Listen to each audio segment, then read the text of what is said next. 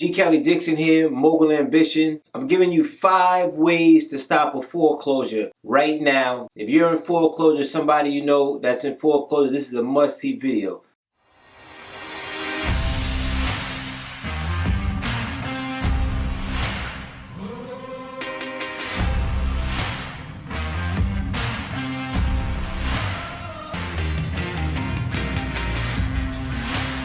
So, you or somebody you know may be in foreclosure, you have an auction date possibly coming up, you're worried about you may lose your house. So I'm going to give you 5 sure ways in order to stop a foreclosure sale. Let me not say sure. In order to stop a sale, a judge or a referee has to approve the reason for the stoppage. So at the end of the day, you're always subjected to somebody's opinion of whether a sale should or auction day should be stopped. But I'm going to give you 5 ways that work great. They have positive and negative effects. Obviously, the positive effect is your sale day stop, but they do have some of them have some very negative ramifications. I'll discuss those as well. Number 1, bankruptcy. I know it's a very harsh word. I know a lot of people necessarily don't want to go through or file bankruptcy. Well, here's the situation. If you can't pay back your lender and you don't have money in order to pay them back, technically you are kind of bankrupt. You owe more than you can pay at the time. Filing bankruptcy allows you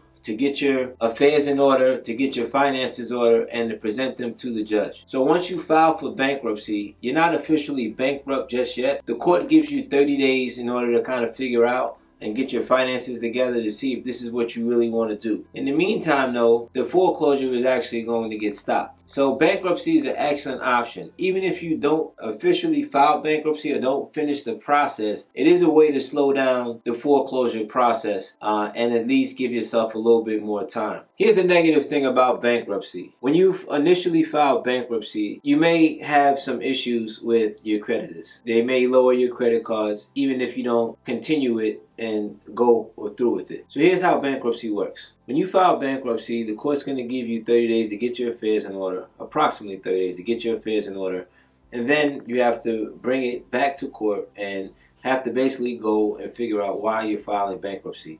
In addition, you also have the opportunity to negotiate with all of your creditors. So the positive is that 1, you stop your auction, and 2, that bank that is foreclosing on the property, they're one of your creditors. They're going to show up and you get the opportunity to potentially negotiate with their attorney to see if you can strike a deal for a modification, or if they'll allow you to do what they call a short sale, sell your property, or just sell your property in general, even if you have equity in the property. A lot of people that are in bankruptcy or they are trying to stop a short sale, most of them don't have any equity, because obviously if you did have equity, why would you let the property foreclose anyway? If you cannot pay for it, it's better to sell, get the money that you have in the property, your equity, and then move on with your life. You have to make a business decision either way. I know a lot of it is emotional for some people, but if looking at it from a business perspective, if you can sell the property, you definitely want to do that. Which brings me to number 2, sell the property. Listen, somebody you know may be in love with a property, but you have to ask yourself this question: can you afford it? And if you can't afford it, then it's best to sell. You can do that 2 ways. If you have equity in the property, then you can sell it, and whatever equity you have in the property, you would get back. Let me explain how this works. If you have a property that's worth $300,000 and you owe the bank $100,000 and they're foreclosing on your property for $100,000, why not just sell it? You're going to get a check for $200,000 and you can go on about your life. You can start very happily with $200,000. Maybe it's not $200,000, maybe it's $50,000, maybe it's $40,000, whatever the case may be. If you have equity and you cannot pay for your property, it's just best to sell and move on. If you can pay for it, the third thing is to try to do what's called a loan modification. Loan modifications are great. It gives you a second start and it gives you the opportunity to continue to stay where you're at and also pay for your property over time. There are a few disadvantages of loan modifications. The first disadvantage is that a lot of times the money that you owed, they tack it onto the back of your loan. So for instance, you took a mortgage for $300,000 and you didn't pay your mortgage for a year. So they take that year, let's say it was $30,000 in payments, hypothetically, they add that to the back of your mortgage and then they give you a reduced interest rate. So the money you actually owe the bank a lot of times does not even go down. In some cases it does. That's called equity forgiveness. but in most cases they don't. And what happens is, even though you have a lower payment, you actually sign on and owe more money, which makes the property a lot harder to sell. And if you do ever get in trouble again, you're going to have to request a short sale, or you could potentially have to actually bring money to a closing in order to sell your property, which is never a good situation. But if you're in love with your property and you feel like you can make the payment and you don't want to leave, loan modification is an excellent option. I want to get back to the bankruptcy. The problem if you go through with the bankruptcy is that it stays on your credit for up to really 10 years. Okay, typically it's about 7, but it can stay on your credit up to 10 years if you go through with it. Even if you don't go through with it, your creditors now are on alert that you are going through some financial situations, and your credit cards may all of a sudden get their rates lowered. When I say rates, I mean the amount of credit that you have available may get reduced, which will negatively affect your credit even more. And obviously, we all know the credit issues that come along with an actual bankruptcy. The positive about bankruptcy is that if you do go through with it, your debt is forgiven. Okay, you're no longer responsible for that debt, and there's no longer any tax consequences that go along with the debt. That's a great point. Back to sales. If you sell your property and it's a short sale, meaning that you owe the bank more than your property is worth, what's going to happen is that that difference, whatever the bank forgives, I'll give you an example. Let's say you sell your property for $200,000, but you owe the bank $300,000. There's potentially a $100,000 gain that the bank is going to quote unquote give back to you. Their position is that, well, if you loaned us, we loaned you $300,000, we got back $2. So you made $100,000 on the transaction.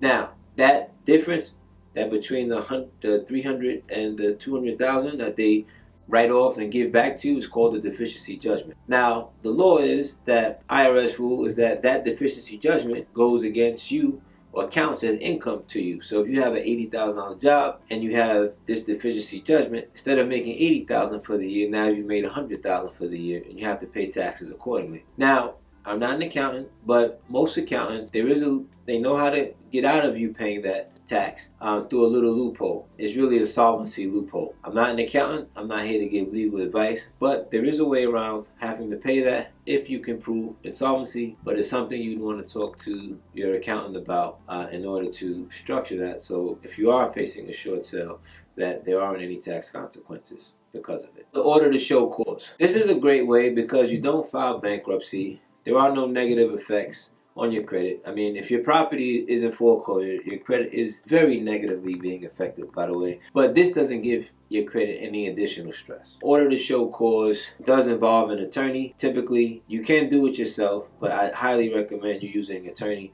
And basically, it's just asking the court to stay the sale or to not sell the property at auction for a specific reason. And that specific reason can be a number of things that you and your attorney discuss and find. It could be you started to apply for a short sale and they didn't give you an answer. It could be they start the foreclosure going on, you never got served the paperwork in time to be able to answer. Whatever the issue may be, whatever you and your attorney decide to use as an order to show cause. The problem with the order to show cause, it is the least likely to happen from a bankruptcy. If a bankruptcy is almost a certainty, especially if it's your first time, that your sale date is going to get stopped. Order to show cause is a coin toss, to be honest with you.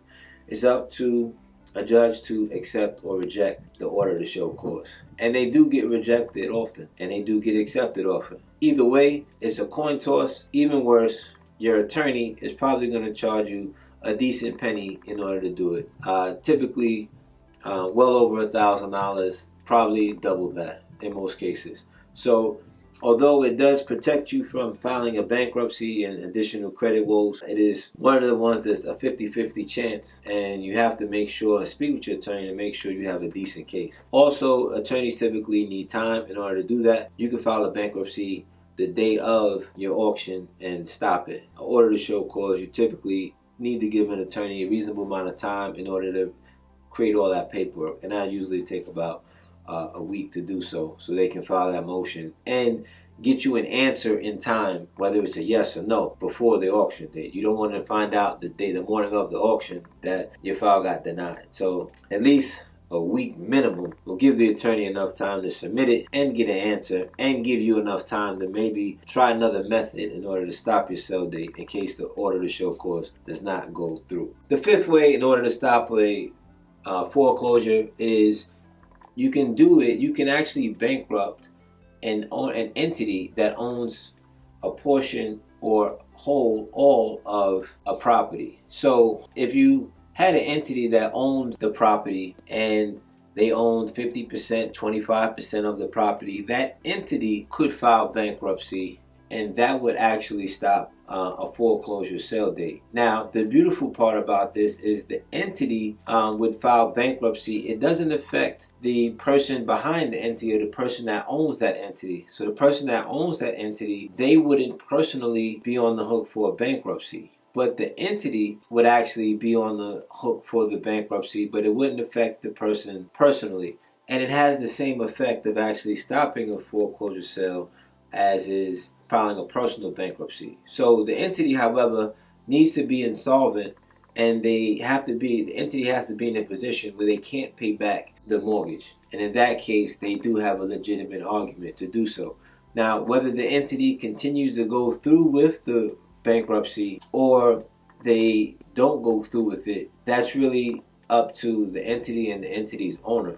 But it is a surefire way to stop a foreclosure sale, and more importantly, it also protects the person behind it from personal bankruptcy and particular liability. Now, just keep in mind that if the property is owned personally and the person signed personally for the debt, that their credit would still be affected in case of a foreclosure. It wouldn't be affected negatively by filing a corporate quote-unquote bankruptcy. All right, so that's a very important distinction to understand.